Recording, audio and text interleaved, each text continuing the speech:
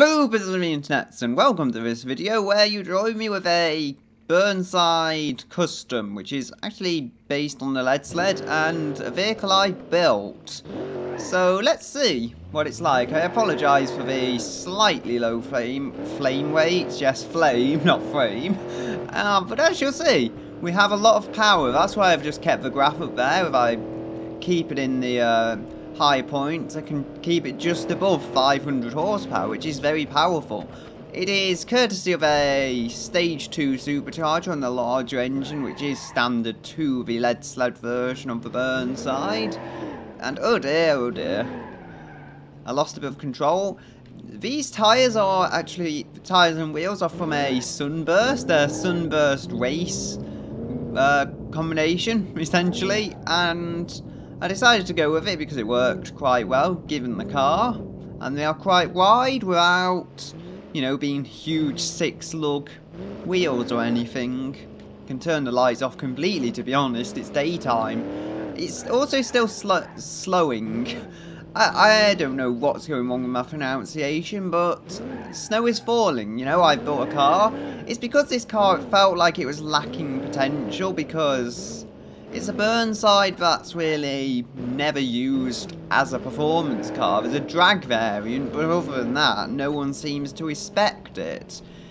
And you'll see here I'm actually able to carry decent speeds. I was trying to somewhat achieve the old Cadillac Series 62 mod kind of levels of a racy old muscle car from the 50s, but it's something we don't have. We have 60s cars in this game that are quick, but we don't have any 50s cars that are quick. So, you know, I decided it would be a fun idea once upon a time to do this, and let's fly! Yeah, I tried to sort it out so it doesn't bounce quite so much, but when you're dealing with a car that's been lowered this much, there's only so much you can do. Anyway, I think that's all I've got to say about my own kind of mod for this game, which will be out soon. Standard ladder frame there as well, by the way. It has got standard brakes, but race brake pads. So, all in all, a decent part list. I can hopefully tear this off and show you the engine. It is a lovely, lovely thing. Yeah, you wouldn't notice it from the outside, just how powerful this can be. Still, as I said, moving on. There is a D series we actually have to look at. Come on, you're supposed to be on an SSD. And I return with the D series Sport V8, I think it was, but this has not got a V8. It's got a inline 4 of 2.5 litres from a Legrand with a stupid amount of boost running through it. It looks like a supercharger, I think, because it is, but it's got the characteristics of a turbocharger, so just reset this. And it makes just over 450 horsepower, as you'll see here. I wanted to keep that up just to show you. It is actually fairly smooth, given how it could be for a turbo. It could have jumped up a lot more, given its stupid amounts of boost to this engine, remember. I think now we can get rid of that torque grapho, so it's not in our way, and give it a drive. You see a bit of lag. Oh dear.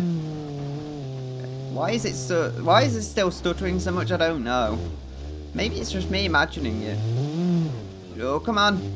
Through here we will go with no major distortions or something. And onto the open road. Ooh. There we go. I think everything's smoothed out a bit. I think it's just having a lot of stuff in a small space. It really doesn't like that for some reason. Maybe it's my GPU. And round we go. So, there it is. I quite like this engine, I will say, with all this boost on. We can fly! It's not actually that far less powerful than a V8 though, and that was a brutal crash to the vehicle. Somehow the suspension just about took it, probably because of the way I landed it. But anyway, we do have another engine, I believe, or maybe a few engines that I downloaded in a mod, which should enable us to do some off-roading. Now, it is more of an off-road engine pack. I'll probably stick it in the Sport anyway, because I can't be bothered to respawn the entire vehicle and everything, and possibly damage the entertainment value of this video by spending loads of time in menus. So I'm going to hopefully do it this way. I think the 7.8 is a diesel engine. This just recently came up on the mods page. And we have a stage 3 supercharger. I have no idea how much power this is putting down, so I should probably open that thingy. And speak of spending all the time in menus, that is exactly what I'm doing.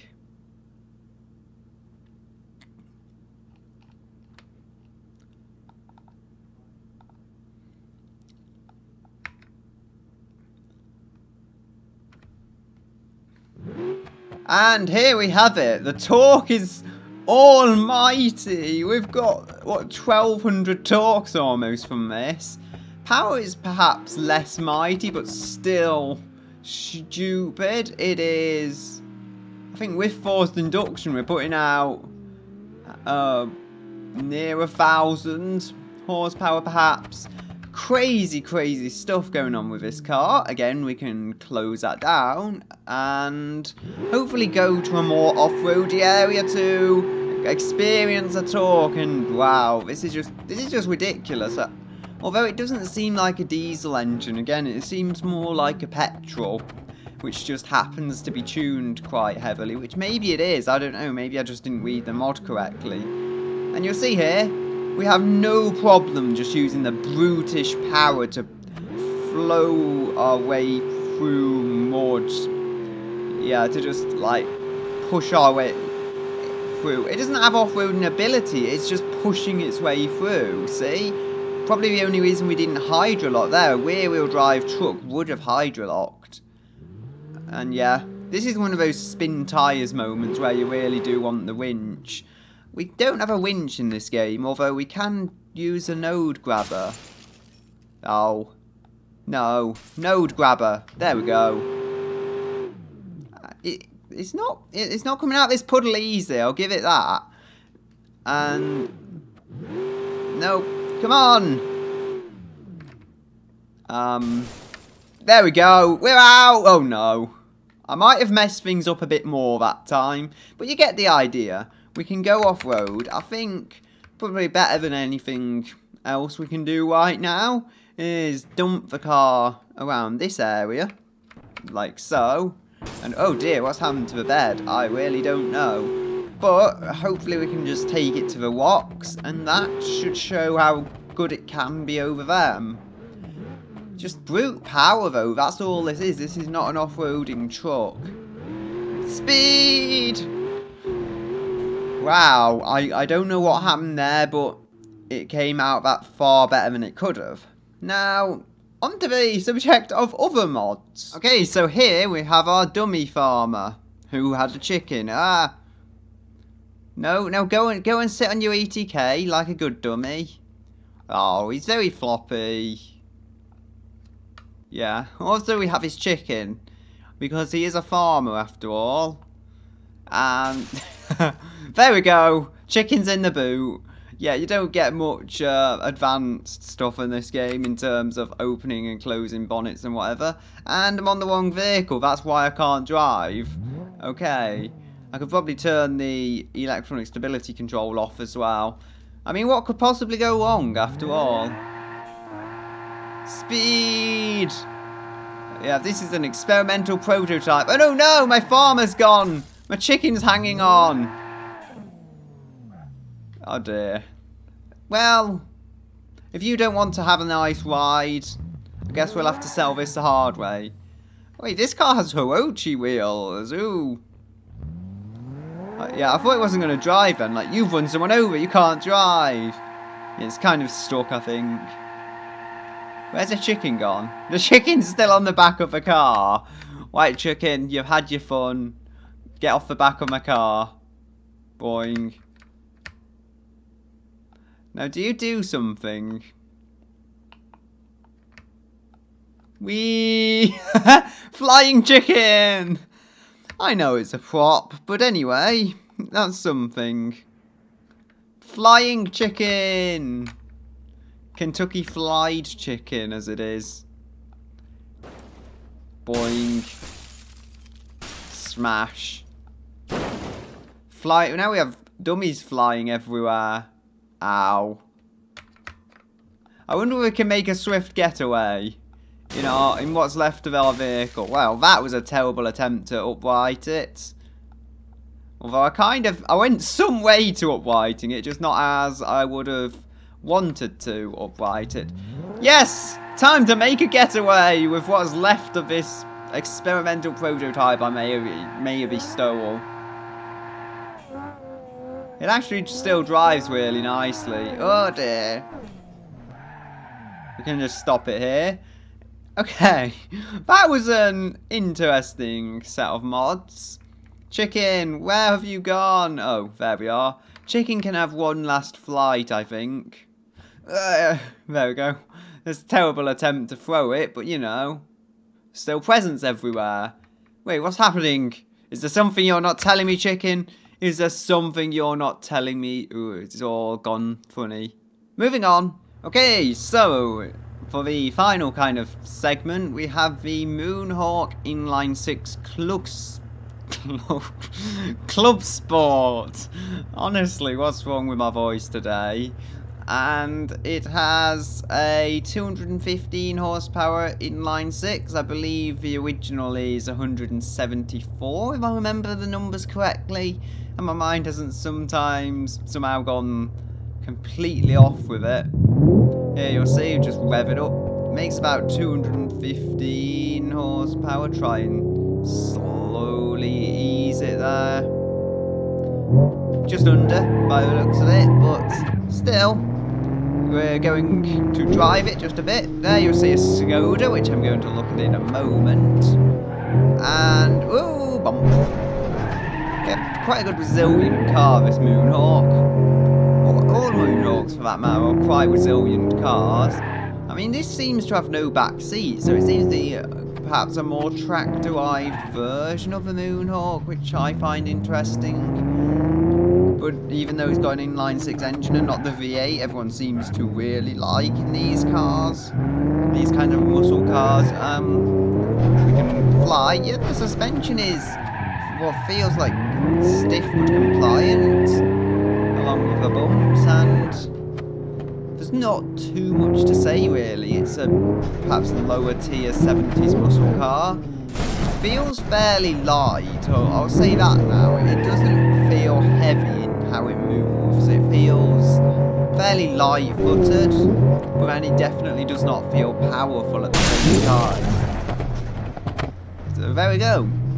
You see, I landed that. It's holding together well. Hi, Santa.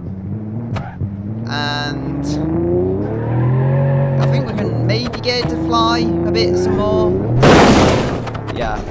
A fitting end. You'll see it's got a ladder frame there as well. We also, as I said, we have the Skoda. This makes about 86 horsepower, if I remember correctly. Yeah, 86, there we go. Right at the end of the power range, it seems to make that. Just 87 even, if you rev it correctly. Although I've got overrev damage now, and I don't want to drive it like that. This is what looks to be the quickest variant of it, so that's something to bear in mind. This is a sport variant, this won't be as fast as this.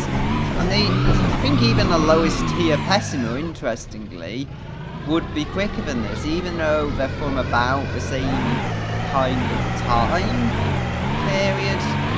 I guess the Leguan would be somewhat close to this for speed. The base model Leguan, that is, not the quicker ones, but I imagine it being somewhat comparable to that if you want to compare it to an in-game vehicle, which already was one of the slowest vehicles. Wow. That engine did not take a lot of stress before it broke. I have to be honest here. Anyway, let's have a look at the interior very briefly, and this is actually very nicely done in here. Very neat. There's a book there, which has somehow stayed in position. Magic. Beam magic. I wonder if we have, yeah, we have working gauge lights.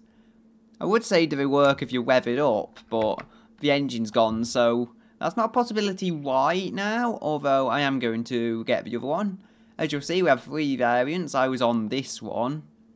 We also have the L, which I'm assuming is a luxury version, and the GL, which I'm assuming is the base model, but I really don't know.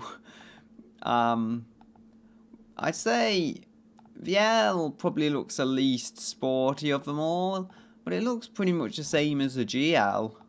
Just the GL has what look like slightly more sporty wheels on it. We also, apparently we have different colours. That sounds interesting. I'll try getting a GL in 472. What? They're not even colours, they're just numbers. Anyway, try getting this one. There we go. So we're revving it up there. And indeed, these gauges do work. That's very nice. Oh dear. Bump, bump. This isn't on the respiratory, you have to download it from the forums, but still, you know, it's an interesting enough mod. And I would definitely recommend it as of yet. I mean, I've not even driven it that much, but it already feels like a very well-made, very well-rounded mod, so if I can just hit this. Yeah, the deform isn't half bad either. I mean, the headlights perhaps a little goofy, but other cars have their own problems in this game. The fact that it's deforming this well for what's an early car, essentially, is not bad. Look at how stiff it is, though. It's almost like a Saab in here. It's very, very firm. And I guess that's always what you want in a track vehicle. Oh, I'm getting kind of lost with the cameras. Still, we do have an ETK here. I wonder, actually, if I reset this, could we go and crash into a Moonhawk, which I think I abandoned on a jump? I'm kind of making this up as I go along, but anyway, who cares? This is going to be a fun ending to the video. Ooh. Well, I hit it. I guess that can count for me. It's free. Will it still work? That's the question, ultimately. Will the Moonhawk still... Ooh.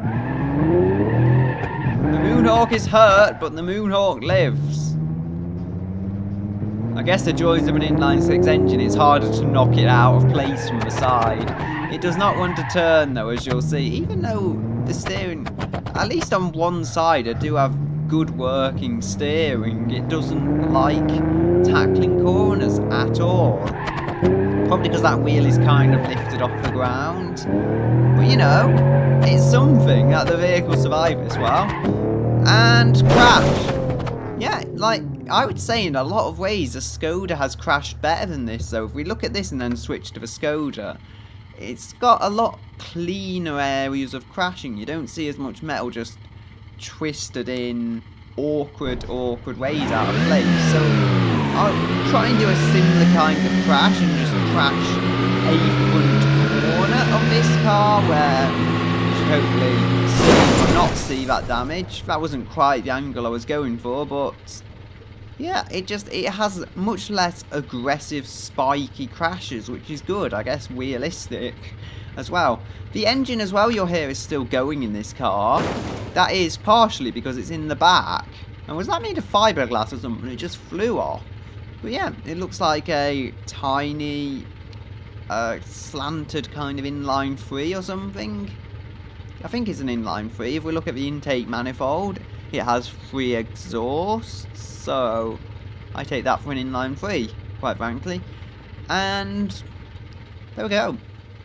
I'll see if there's anything else, and then if not, I'll leave the video here. Okay, so here is our final vehicle, which I wanted to finish with, and it's a Rat Side Special, as I believe it's called.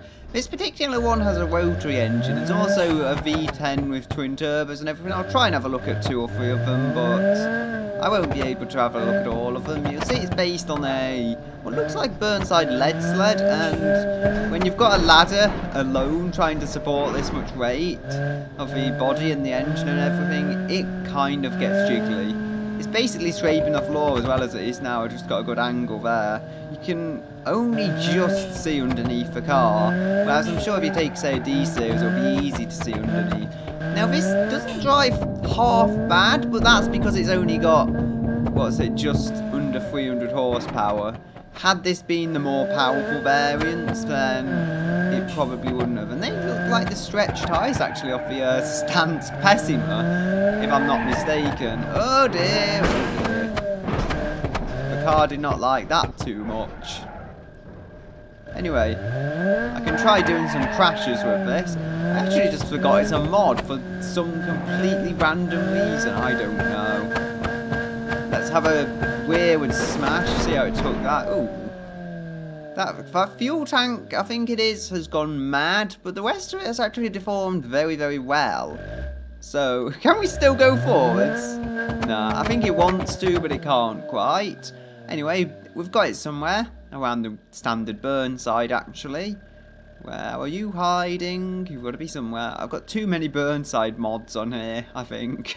Honestly. We've got the V10 Twin Turbo T-Bucket. This is going to be the nightmarish one. But let's paint it in bright yellow anyway. And hopefully, if things go to my way, I should be able to have... Oh. It doesn't want to be bright yellow. This is on better wheels, but still. I've got to just look for a moment at how much power we're putting out. Try and be a bit more gentle, I will, and then... Yeah, it looks like we're easily putting out around about 1500 horsepower. On what I said was a very jiggly chassis, but that's already with the rotary engine, which was lighter. Now we've got a huge... V10. It looks like a V8, but I'm told it's a V10, so I'm just going to go along that logic. I'm going to have a jump, though, because why not? Somehow I just about kept it under control there for that jump. And we lost a wheel. See, you're already seeing how much more aggressive it is. Before, I had a bump into that wall, and it wasn't that aggressive. That time...